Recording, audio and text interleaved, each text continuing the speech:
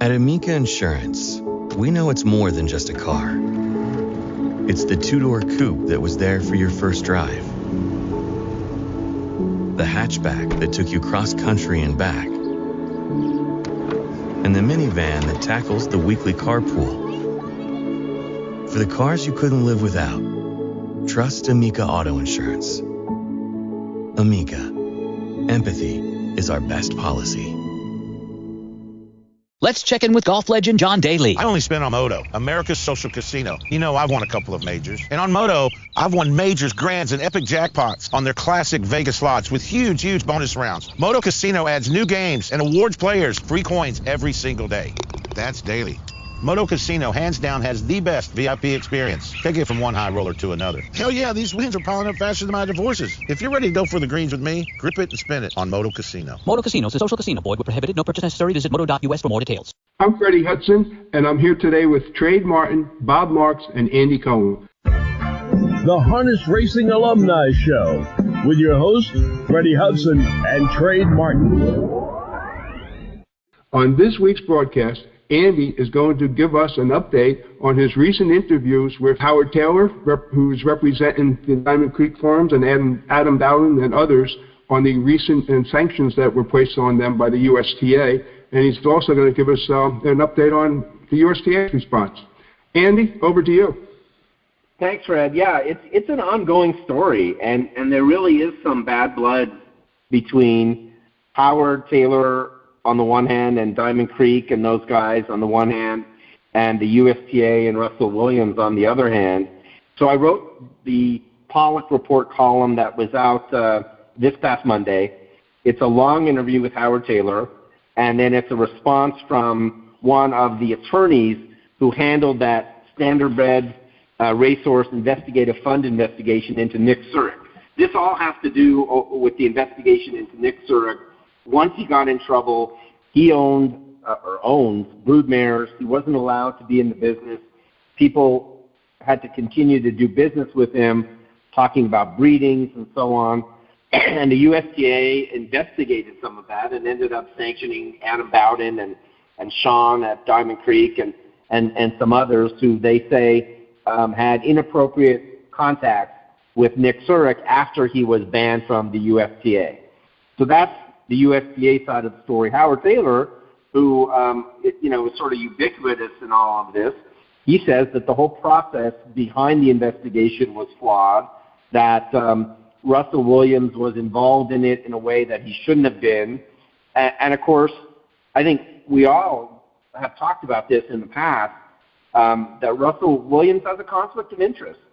As the president and owner and chief of Hanover Shoe Farms, and as president of the USDA. And so you have this USDA investigation of essentially Hanover's rival, Diamond Creek, that in some way is impacted by Russell Williams. So that's Howard's problem with it. The USDA has come back to me and said, listen, we tried to do the best we could to make the investigation fair. We gave everybody notice of what we thought the problems were. We gave folks a chance to respond to it. And unbeknownst to me, I was traveling this past week. The USDA, I guess last week, put out a statement, right, on its website and included more details about the allegations against Bowden and some of the other people. I'm going to write about that in the next couple of weeks because I think that's something that deserves to be amplified. But the bottom line is the USDA has this investigative arm now, and it's investigating people within the harness community, and people in the harness community are concerned that the investigators are not being fair. They're basically acting as both prosecutors and judges. I think that's the essence of what Howard's saying. Well, Andy, I never knew that that you needed a USTA license or membership in order to own a broodmare. I did not know that. I pretty much thought anyone could buy a broodmare and breed the broodmare and then sell the stallion, and then they would be responsible for getting a license. Yeah, and honestly, I'm not sure that concept has ever been tested in court. I'm just not sure of that. Now, obviously, you need a USDA license or I guess a Standard Canada license to race, I don't know that that's been challenged in court. And I think one of the problems here, or one of the concerns that people need to, I guess, address is the idea that at some point, somebody who is being investigated by this SRIF, this Standardbred Investigative Fund, is going to say, I don't want to cooperate. I don't want to hand over my text messages, or I don't want to answer your questions. And the USDA, I guess at that point, would sanction that person.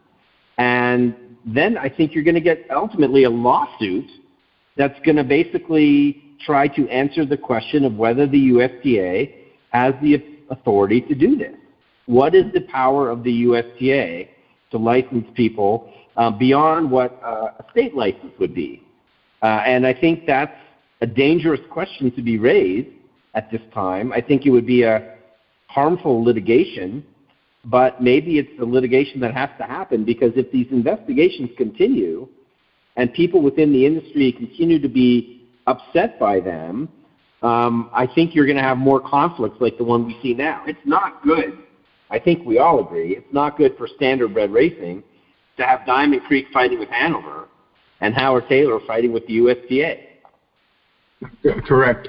Now, I go back to this, like, I assume that Surick transferred the horses to his mother's name, which she was a licensed participant, and I think her boyfriend, Benson, at the same time, might have had horses transferred to him, and they were both licensed. So if they're breeding the mares, and Surick is acting like an agent, what is wrong with that? Well, one of the questions that Howard Taylor has raised and others have raised is that the USDA allowed Surick's mother to be registered, and up to a certain point, I guess until last year, and that was a long time after Surick got in trouble, and so the question is, why did the people who got sanctioned get sanctioned while other people didn't? That's, I think, a question that still has been unanswered. There were some people on this list that were in trouble, and they basically knew they were in trouble. Some of them expected to be sanctioned, the way that Adam was sanctioned, the way Diamond Creek was sanctioned, the way other people were sanctioned. And in the end, when the list came out, they were not sanctioned. Bob Bonney told me a couple of weeks ago, when I first wrote about this, that he thought he might be on the list. The list came out, he was not on the list, and he has no idea why he's not on the list. Now, it's good news, right, if you end up not making it onto the list, but if you see the investigators here as prosecutors, and if you see the USTA committee that ultimately decided the sanctions as judges, which is an analogy you could make, then the judges didn't ever explain why some people who were charged got off and some people who were charged didn't get off. And I think that's something the USDA is going to have to rectify going forward, to have more transparency and openness about the process. There were also a lot of complaints, as I've written about before, about who was selected to be on this 5-member committee within the USDA that ultimately was the sort of link between the investigators and the ultimate decision makers. Why were those people picked? Should they have been picked?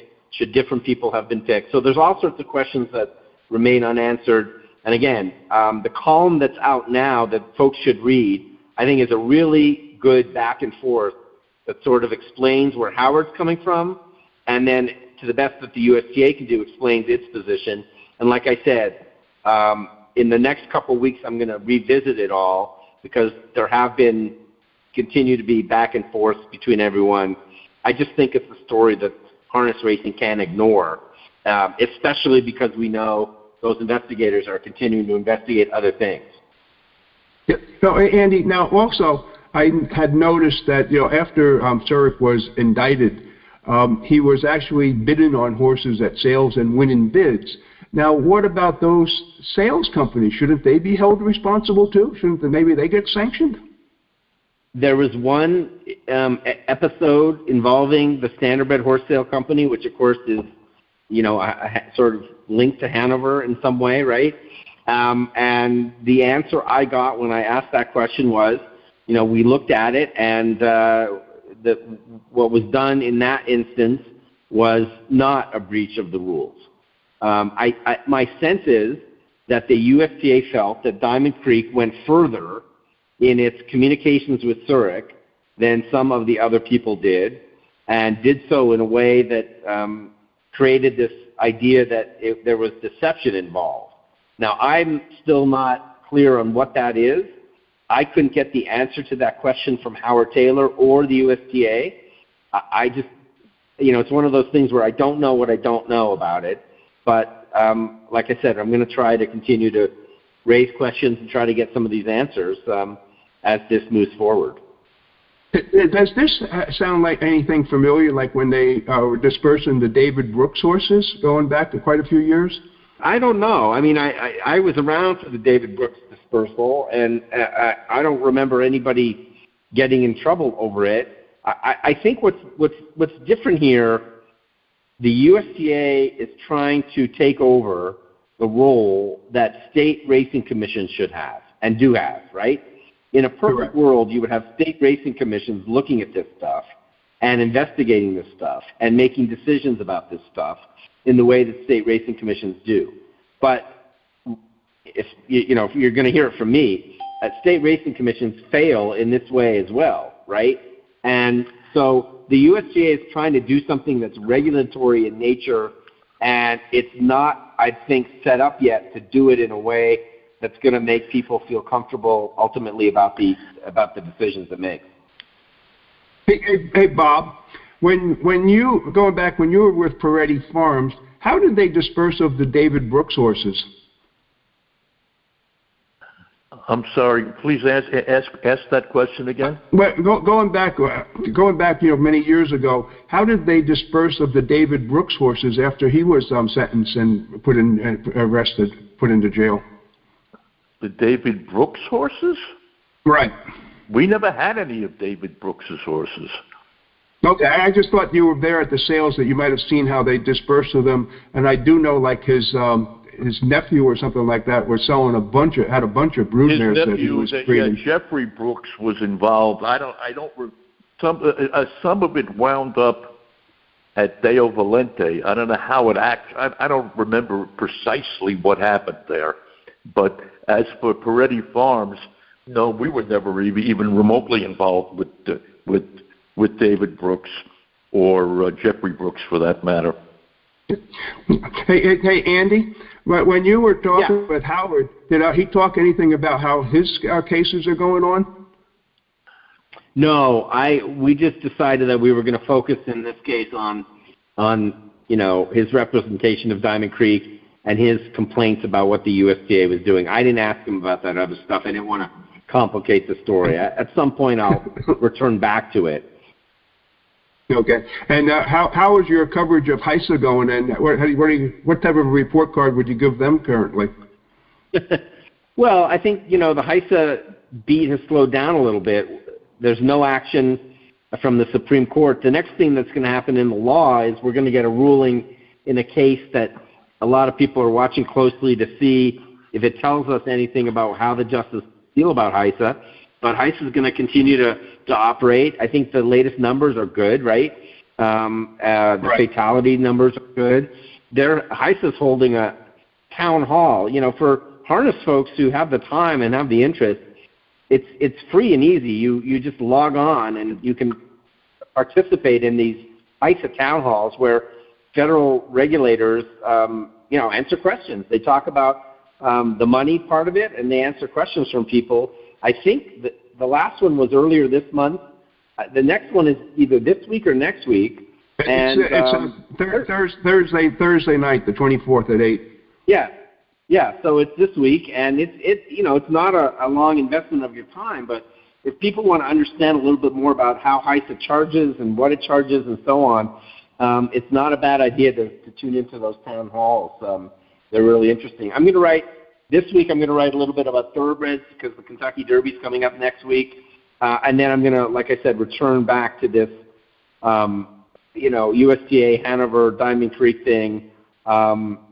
But again, if you're Adam Bowden or anyone who is competing financially, economically with Hanover Shoe Farms, and you're being investigated by a body that is linked to Hanover Shoe Farms through Russell, you know, it's something that's it's an issue, and I don't know that the USDA has addressed it yet in a way that's going to satisfy people. I don't know if it can, but hopefully it will. Okay, Trey, did you want to add anything? I'm not really up to it with this whole situation, but it's very involved. I don't think this is going to be resolved too quickly or maybe ever at all. Andy, what do you think? Yeah, it's a thorny problem. And I think how it gets resolved is Russell picks a lane, and I've been advocating for years now that the lane he should pick is Hanover. You know, he should say, I can't do both of these things. I'm going to focus on the health of Hanover Shoe Farms, which is vitally important to the industry, and I'm going to let the USDA do the USDA stuff. But I don't think Russell's going to do that. And as long as he doesn't, I think there's still going to be these problems. Okay. So with that, I'm going to close the show out. Andy, thank you so much for your input today. Been my pleasure. Okay. That's a wrap for this week's show. Thanks for listening, and please join us again next week. The Harness Racing Alumni Show.